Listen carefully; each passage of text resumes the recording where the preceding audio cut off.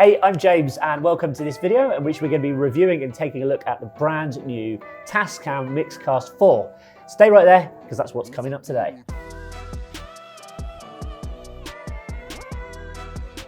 So Tascam is no newbie to the audio products line. We've reviewed some of their products in the past. They've come up with some interesting things. And this is the latest product that they've released, which is the Tascam Mixcast 4. Which is a 4-channel microphone mixer specifically geared towards podcasting and live streaming, that kind of thing. You know the type of product this is. We've seen various other products on the market like this, and some would argue that this is not particularly original now. I was kind of hoping to see maybe a couple of features that aren't available on other devices on this one. There are a couple which seem to be present, but maybe not as many as I'd like. Let's start off with my initial impressions.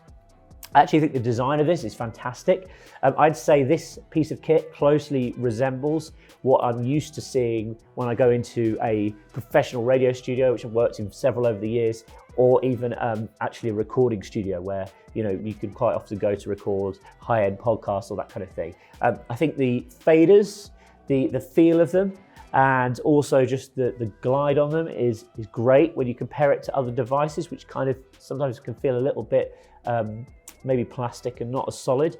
So I think in terms of looks and kind of just the feel of the unit, I think Tascam have done a great job of kind of mimicking maybe like what would be compared to a professional piece of kit. We've got 4 microphone inputs, which is fantastic. We've got 1 USB input, which is not fantastic. I really, really would like to have seen 2. For this device to stand out from what else is out there on the market, we need more than 1 USB, especially if we're going to be talking about producing radio.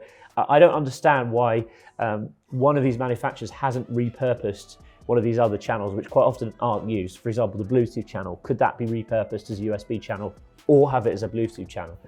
We've also got a phone input, which is, again, most phones don't even have cables on the bottom of them now anyway.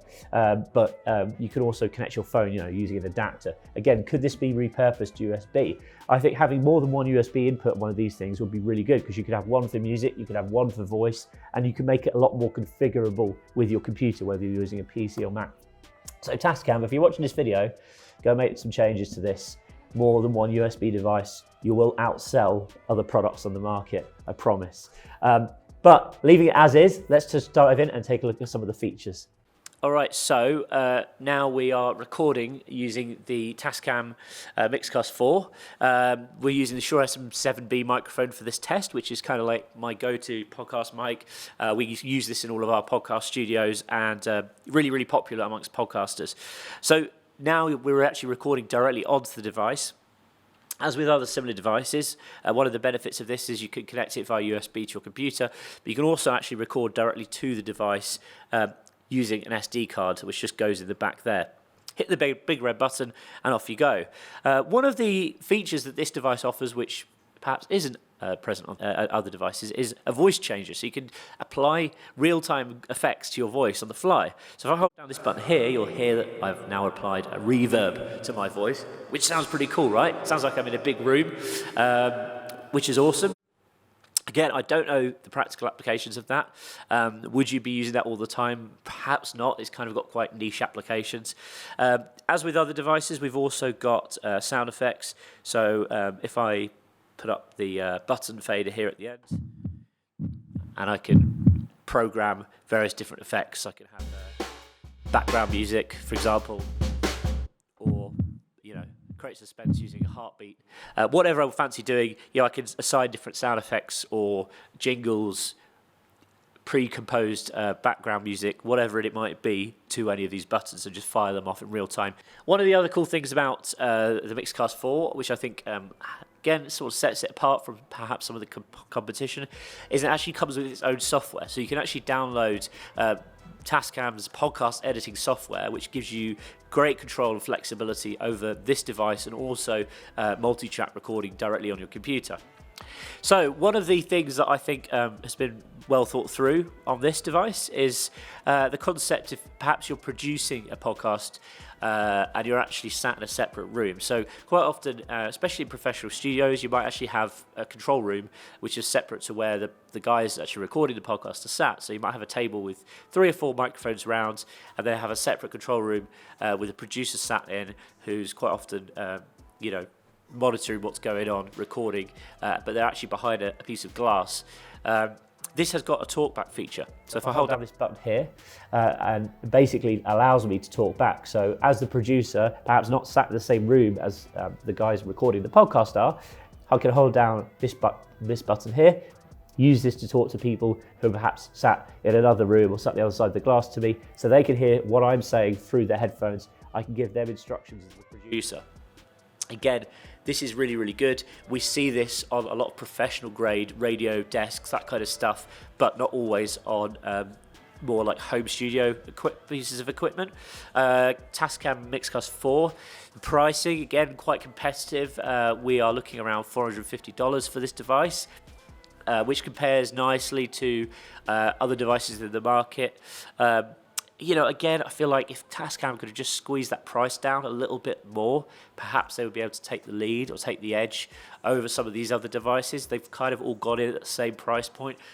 I know with a lot of home users, people are getting started, launching their own podcasts, still spending $450 is a considerable investment. So if you could perhaps get the price down to say like $300, you've immediately got a competitive advantage over what else is out there on the market versus just basically mimicking a lot of the functionality, which is sadly what I feel Tascam have done here. Like, it's a great device. I like the look and feel of it. It's solid. There are a couple of features that they thought about which haven't necessarily been implemented on the other things, but the fact that we've got one USB channel, one phone channel, one Bluetooth, one fader for the microphone, and these aren't changeable, these aren't configurable. You can't reassign these to do other functions. I think they just really need to start upping their game, these manufacturers, and thinking about how to make a digital desk actually more digital. If I go and buy a digital desk and put it in a radio studio, I'd be able to assign different functions to each one of these faders.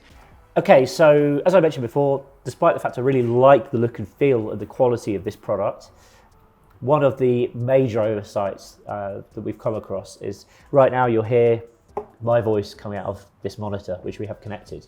You normally have 2 monitors connected, obviously just for the purpose of this we have one. So if I turn myself down, you obviously can't hear me, but I'm also not being recorded on the device. So if I turn myself back up, I've got my voice coming out of here. This is a big problem for me. You really need to be able to cut the monitors off when you have a microphone live. Otherwise, especially if you're doing live streaming or you're recording a podcast, you'll end up with some nasty echo or feedback. It's really less than ideal for a device that offers this kind of functionality.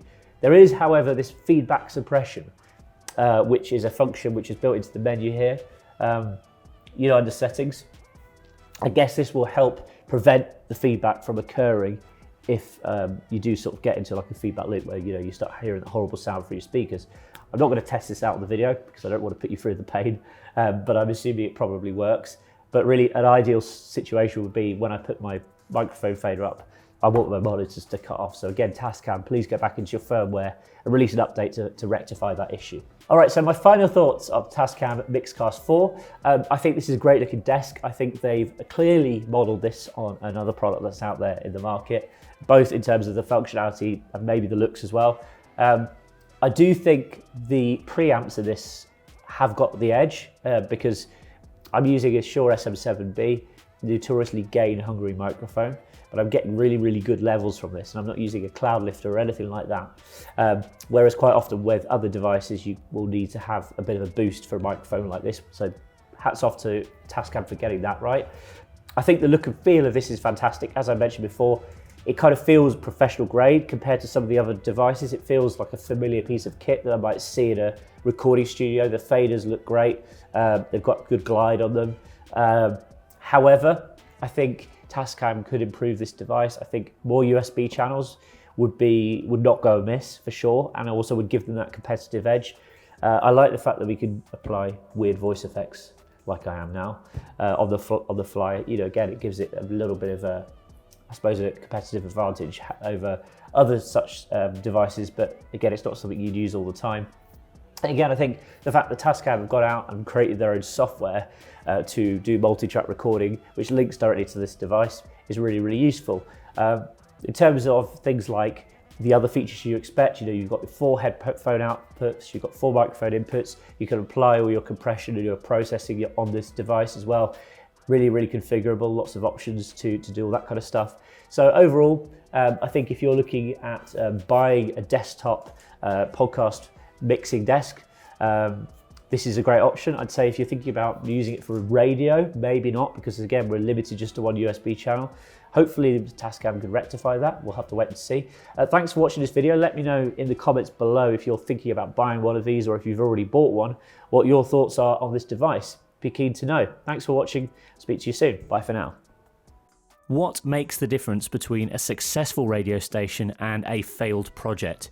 Well, after working with tens of thousands of broadcasters over the past 15 years and helping lots of people start their own radio stations, I see the same mistakes being made time and time again. So what I've done is I've put together a guide called the 5-Step Radio Startup Checklist, which really covers everything from concepting your radio station to marketing it.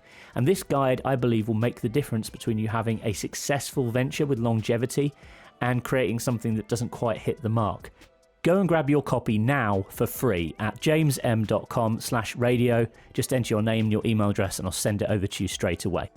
You're going to find it really useful. There's tons of information there which will help you with concepting and launching your brand and bringing it to market.